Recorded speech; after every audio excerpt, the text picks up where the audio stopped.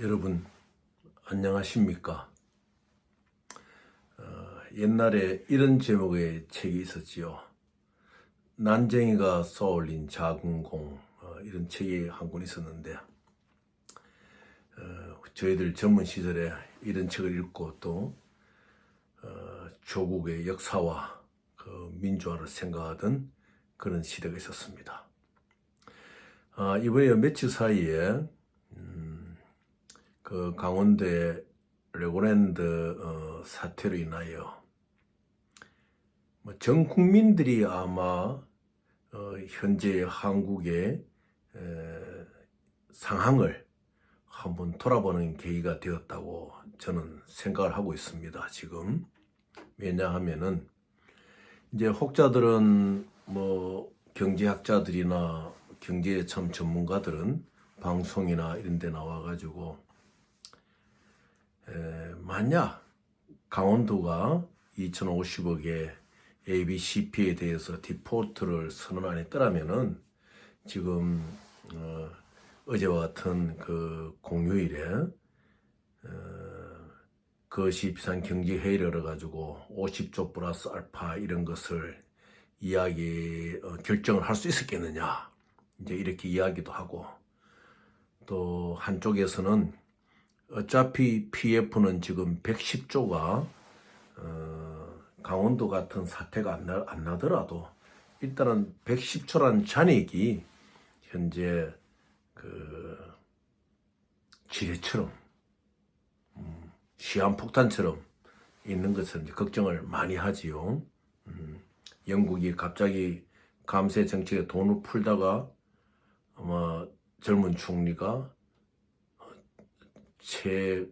단명으로 이제 물러나는 계기도 되었지만은, 실제로 현재 이렇게 50조 플러스 알파라는 돈을 풀 때는 전혀 아니죠. 특히 채권 안정펀드로 20조를 바라본다든지, 또 뭐 주택 보증에 관해서 한 10조 정도 이해가 되지만은, 또 증권에 대해 가지고 3조 정도를 뭐 지원한다, 이런 거는 조금 무리수가 있지 않느냐 이렇게 생각하고, 강원도 자체에서도 김진태 지사가 내년 행정예산에 편성해가지고 이것을 갖겠다, 뭐 보증 의무를 이행하겠다 이런 발언도 했는데, 조금 정부가 이제 성급했죠. 이제 근데 그런 걸 떠나가지고 가장 안타까운 것이 많은 학자들, 많은 경제 전문가들, 많은 정권 전문가들이 나와서 이야기를 하지만 대책을 안 내놓아요. 그냥 보고 있어 봐야 되겠다. 뭐 솔직히 말씀드려가지고 감나무에서 감 떨어지기를 입만 벌리고 기다리고 있는 거나 마찬가지 아니겠습니까? 이제 대책을 세워야 됩니다. 뭐 어느 과거의 군소정당의 후보처럼 나라에 돈이 없는 것이 아니라 도둑이 많아서 서민들이 쓰지 못한다 하는 그런 후보가 있었잖아요. 지금 지나간 얘기지만은 지금 상황이 다 그런 상황이에요. 대한민국 예산의 5분의 1이나 되는 돈을 풀고도 그것이 과연 우리 서민들에게 얼마나 피부로 와닿겠느냐. 어차피 여의도에서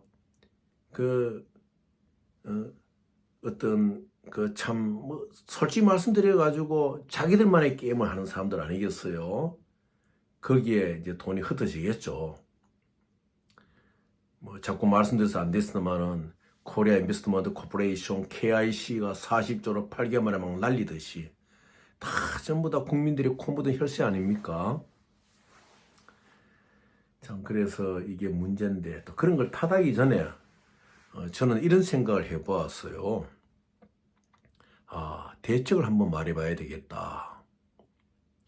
우리가 이제 중국의 시진핑이 3년임을 하면서 나름대로 일국 양체제 또는 또 타이완도 있지만 이제 자기 어떤 통일에 대한 염원을 또 이야기도 하고, 또 그 자리에서 뭐 해석에 따라 틀리지만은 그 후진타오가 끌려가듯이 나가는 장면이 방영되고 이랬잖아요.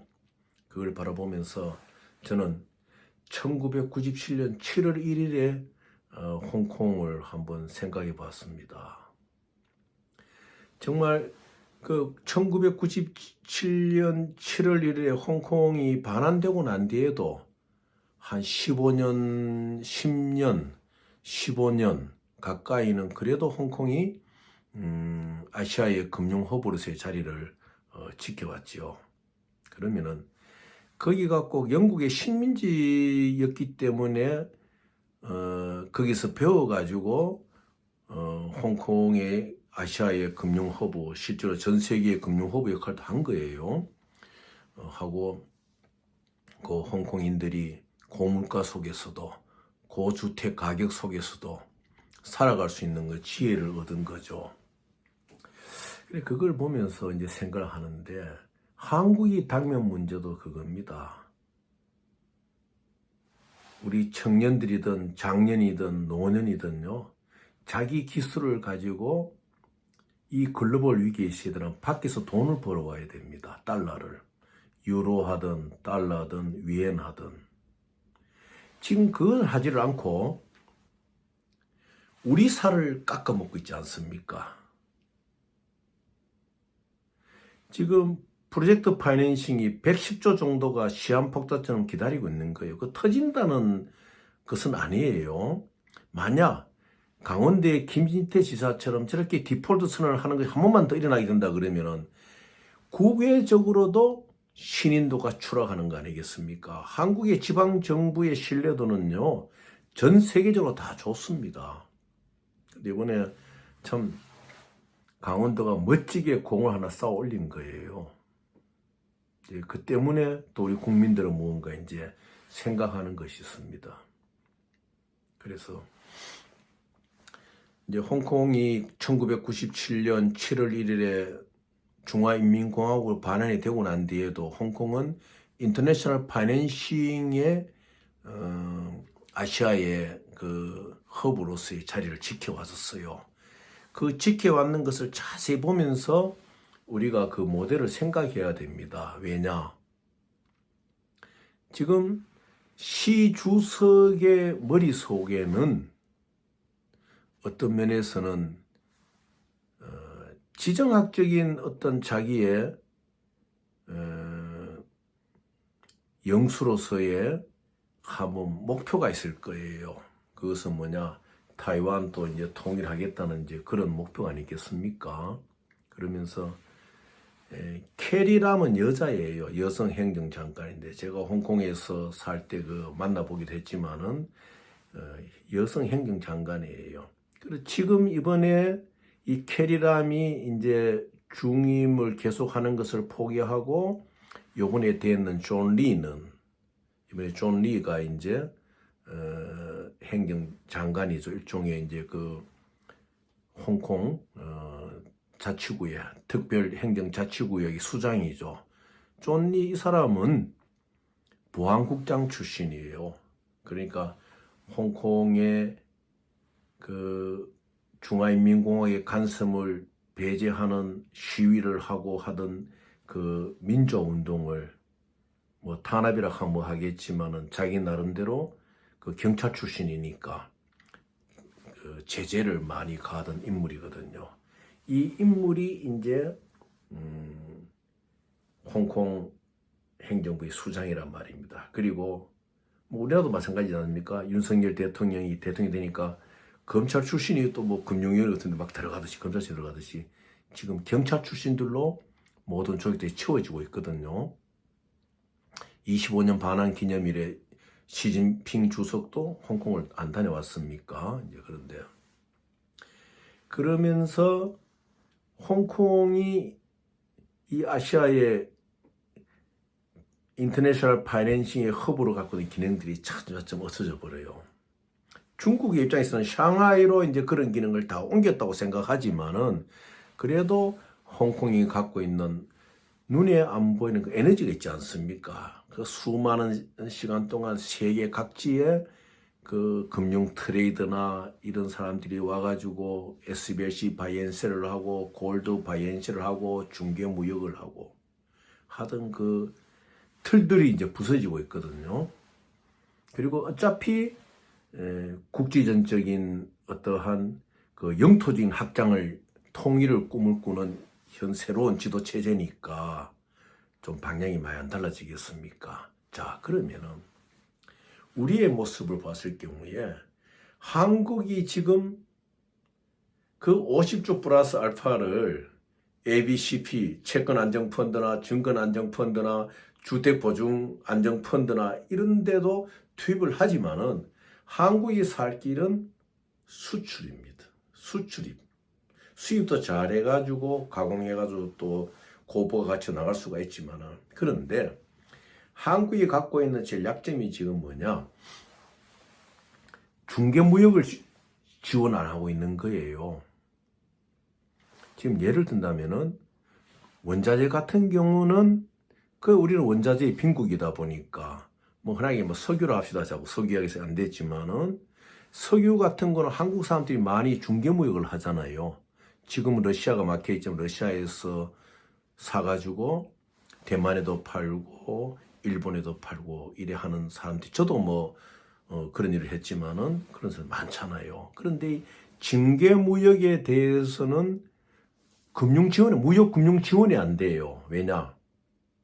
한국에 들어와서 거쳐가지 않고 다큐멘터 상으로만 움직이고 있으니까 한국의 법으로 무역금융법으로 받았는 SBLC나 DLC에 대해서 무역금융 지원이 안 되는 거예요. 이번 기회에 이걸 고쳐야 됩니다. 그래서 한국 내의 회사가 석유라든지 골드라든지 뭐 세컨드 레이디라든지 스틸 이런 것을 중개무역을 하더라도 다큐멘터는 한국에서 움직이는 거니까 무역금융을 해줘야 된다. 강원도의 레고랜드의 위로 쏠린 공 때문에 지금 50조 플러스 알파가 움직이듯이 앞으로 보십시오. 100조까지 갈 겁니다. 왜냐하면 110조가 시한폭탄으로 PF가 기다리고 있으니까요. 트리플 AAA 3A, A가 세계에 있는 것이 가장 좋은 회사채나 어떤 채권의 그 등급 아닙니까? 그것도 지금요, 금리가 5%가 넘어요. 5.6%. AA, 2A, 이것도 참 좋은 거거든요. 이것도 11%까지 올라간다. 자, 그러면은 AA가 11% 정도 금리로 올라가가지고 그 돈을 쓰는 정도의 회사채를 할 것 같으면 차라리 리징 SBLC를 쓰라는 거죠. 근데 이거를 우리 정부의 정책 입안자들이 모르는 것 같아요. 지금 AAA, 트리플 A가 갔을 경우는 SBLC를 3년 내지 4년 쓰는 평균 가격이에요. 5%면은. 그것도 프라임뱅크예요. 프라임뱅크 떨어지면 우리나라의 우리은행이나 국민은행 등급의 70이 80이 같으면은 4%에도 쓸 수가 있는 거예요. 어차피 국제금융과 정치는 같이 가는 거예요. 안 보셨습니까? 강원도에서 도지사가 기침 한번 해버리니까 지금 난리가 나버렸잖아요. 야, 강원도 ABCP가 지금 부도래? 그러면, 대구시정부도 못 믿겠네. 제주도정부 것도 못 믿겠네. 이런 상황 아닙니까? 거기다 회사채까지 못 믿겠네. 그러니까 트리플 A도 5.6%, 더블 A도 11% 이런 거예요. 조금 국제금융적 눈을 돌리셔야 돼요. 이제는 정부도. 그러면은 첫째, 청년이든 장년이든 노년이든 전투적인 마인드를 가지고 밖에 나가 유로든 위에나 달러든 엔화든 이제 벌어 들여와야 돼요. 한국이에요. 그러기 위해서는 첫째, 중개무역법을 개정해가지고 중개무역하는 한국의 회사들이 무역금융을 쓸 수 있도록 도와줘야 됩니다. 그 뭡니까? 난트러스블 LC나 이런 걸 받았을 때도 이것을 대출을 해줘가지고 거기에 일어날 수 있는 이익을 가져올 수 있도록 지원을 해줘야 돼요. 이번에 고쳐야 됩니다. 그리고 그다음에 두 번째는 뭐냐? 홍콩처럼 SBS나 뱅크 인스트루먼트를 바이앤셀하는 이것이 원활하게 할 수 있는 정부적인 지원을 해줘야 돼요. 뱅크 인스트루먼트의 바이앤셀이야말로 한국의 청년이나 장년들이 할 수 있는 가장 큰 장점을 갖고 있습니다. 영어 잘하지요. IT 잘하지요. 지금 홍콩의 기능이 자꾸 저하되고 있거든요. 그게 지금 두바이로 가는 거예요. 싱가포르까지는 갈 수가 없어요. 왜냐? 싱가포르는 차이니즈의 인맥들이 형성 안 돼 있습니까? 그러니까 이게 지금 두바이로 많이 가고 있거든요. 홍콩의 기능들이. 그래서 이 기회에 우리 한국이 뱅크 인스트루먼트 바이앤셀의 아시아의 최고가 되는 그러한 밥그릇을 만들어야 돼요. 아주 중요합니다. 뱅크 인스트루먼트 바이앤셀은 여기 앉아서도 할 수 있어요. 국회의사당 저 국회의원들 있잖아요. 안 바쁘니까 뭐 제주도나 세종시 보내고 거기 우리 청년들 컴퓨터 하나 줘가지고 딱 넣고 50조 알파만 지원해 보세요. 한 달에 50조를 벌어올 겁니다. 제가 100% 당연합니다. 한동훈 장관이 그러대요. 김의건 의원이 뭐 제가 볼 때는 헛말처럼 보이더라고요. 그런 거 이상한 뭐 틀고 이러니까 저는 모든 거 걸겠습니다. 뭐 거시겠습니까? 말을 못 하잖아요. 우리 청년들을 국회의사당 같은 건물에 IT 다 쪽으로 이렇게 구성해주고 뱅크 인스트루먼트 바이앤셀을 할 수 있도록 자리 만들어 주세요. 그러면은 거기 50조 알파만 넣어 보세요 한번. 제가 다 거기했어요. 모든 것을 한 달 만에 50조 알파를 갖고 옵니다. 더 이상 국내에서 우리 살 깎아먹는 거, 국민들의 혈세를 가지고 일부 소수층들이 나눠 먹는 거 이제 그만해야 안 되겠습니까? KIC가 40조를 날려도 아무 소리 안 하잖아요. 대통령 살고 짓는 돈 갖고는 따져도 예를 들어 가지고 요즘 뭐 대선 자금이 어떻게 되면 이런 말이 있잖아요. 저는 정치를 했던 사람이 압니다. 선거 자금 추적은 간단해요. 의심되는 사람을 추적할 필요 없어요. 추적하는 건 기본이니까. 그 주위에 그 사람을 열광하는 조직을 추적해 봐요. 돈의 흐름이 다 나옵니다.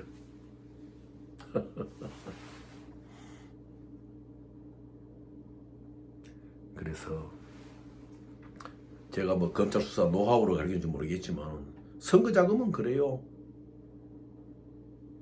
팬데믹에 있는 그 인물도 중요하지만은 그에 열광하는 조직을 체크하면요, 거기에 돈이 흐르는 게 나와요. 예. 그게 이제 우리나라의 현실이거든요. 자, 그러면은 그 다음에 중요한 건 뭐냐? 골드. 홍콩은 골드나 이러한 원자재들을 자유롭게 갖고 와가지고 바이앤셀을 할 수 있는 지역이에요. 그러면 요건 다음 회에 이제 말씀을 드릴게요. 우리도 그러한 쪽으로 눈을 떠야 된다.